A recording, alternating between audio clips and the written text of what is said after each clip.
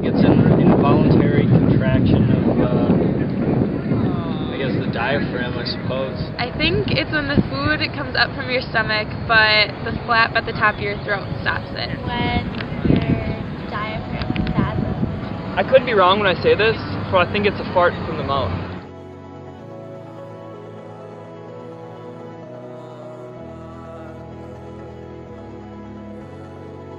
You hold your breath real hard for like 10 seconds.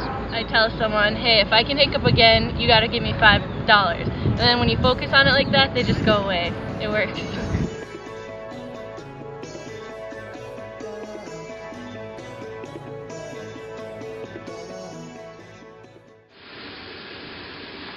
No!